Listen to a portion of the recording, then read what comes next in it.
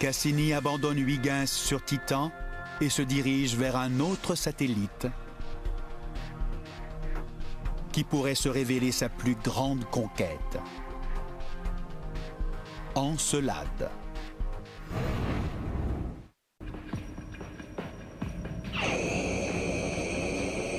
La sonde spatiale Cassini poursuit son exploration du système saturnien. Elle s'approche de la Lune Encelade.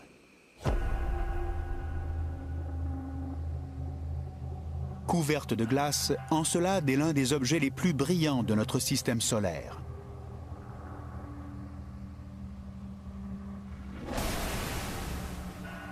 Les caméras de Cassini prennent des photos détaillées de cet étonnant monde glacé. Sa surface se compose de plaines accidentées, de cratères et de chaînes de montagnes plissées. Mais lors de son survol, le magnétomètre de Cassini détecte des perturbations. Voici l'enregistrement.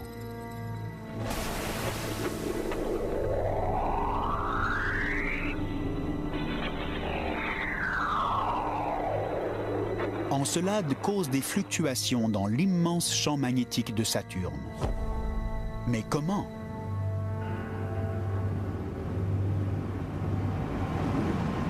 Le magnétomètre détecte du gaz provenant de la surface de cette lune. Certains experts croient qu'elle possède une atmosphère partielle. Mais le planétologue et professeur Bob Brown pense que c'est impossible. Selon eux, certains signes suggéraient qu'Encelade possédait une mince atmosphère.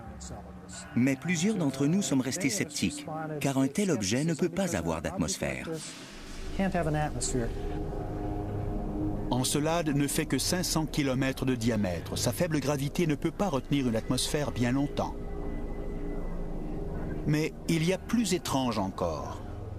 L'équipe qui s'occupait du magnétomètre nous a dit que l'atmosphère d'Encelade semblait être concentrée autour du pôle sud, ce qui était encore plus étrange.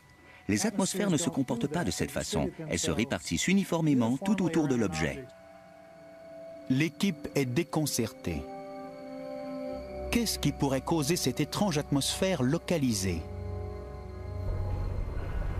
Cassini s'approche.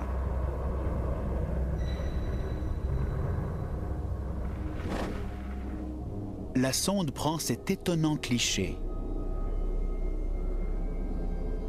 D'énormes geysers à la surface de la Lune semblent cracher de longs panaches de vapeur. Le gaz inconnu jaillit à près de 650 km dans l'espace. L'image montrait de 12 à 24 jets étroits jaillissant du pôle sud. Pour une personne qui, comme moi, vit pour l'astronomie, c'était une découverte qu'on ne fait pas très souvent dans une vie. Le spectrographe de Cassini analyse les jets de vapeur. Ils contiennent de l'eau. C'est une découverte complètement inattendue. Pourrait-il y avoir de l'eau liquide sur cette lune gelée? Une des choses les plus étonnantes, c'est que les régions qui recèlent ces fissures sont beaucoup plus chaudes. Il est très possible que la température y atteigne 0 degré Celsius. La température serait donc assez élevée pour qu'il y existe de l'eau liquide tout près de la surface. Cassini a découvert une zone de chaleur où l'eau peut exister sous forme liquide. Ça dépassait l'entendement. Qu'est-ce qui pourrait produire ça? C'est une chose de trouver un objet chaud, mais c'en est une autre de découvrir qu'il n'est chaud qu'à un seul endroit. Les scientifiques sont déroutés. Qu'est-ce qui produit cette chaleur? L'orbite d'Encelade est elliptique. Sa distance de Saturne varie donc dans le temps. Selon une théorie, lorsqu'Encelade s'approche de Saturne, sa croûte se déforme, puis reprend forme lorsqu'elle s'en éloigne. La friction le long des lignes de faille génère de la chaleur, peut-être en quantité suffisante pour faire fondre la glace dans les failles. Encelade contracte son corps, ce qui peut produire assez de friction pour faire fondre la glace et créer de l'eau liquide. La possibilité qu'il puisse y avoir de l'eau liquide sur une lune de Saturne demande une inspection plus exhaustive. Il faut d'abord déterminer la composition exacte des panaches de vapeur.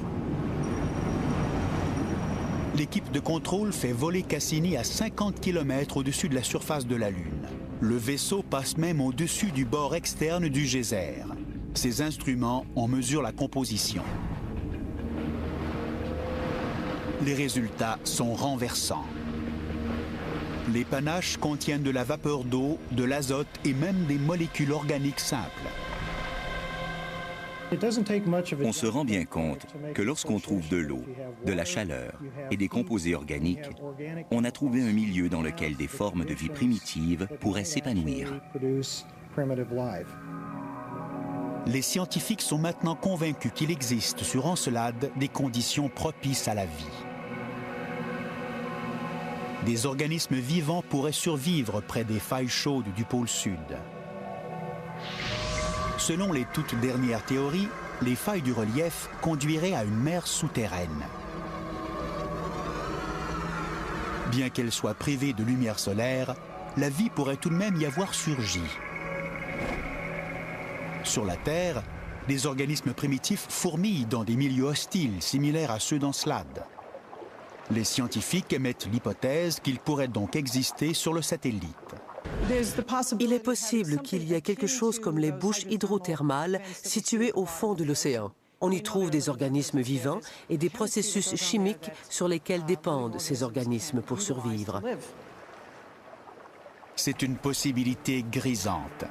La découverte d'organismes vivants sur Encelade provoquerait une véritable révolution scientifique. Peut-il y avoir plus grande découverte scientifique que de découvrir que la vie s'est développée séparément en deux endroits différents? Ça bouleverserait la place de l'être humain.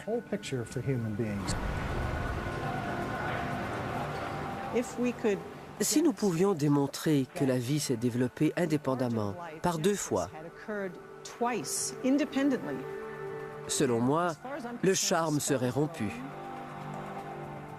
Nous pourrions en conclure que la vie s'est développée un nombre astronomique de fois dans le cosmos au cours de ses 13,7 milliards d'années d'existence.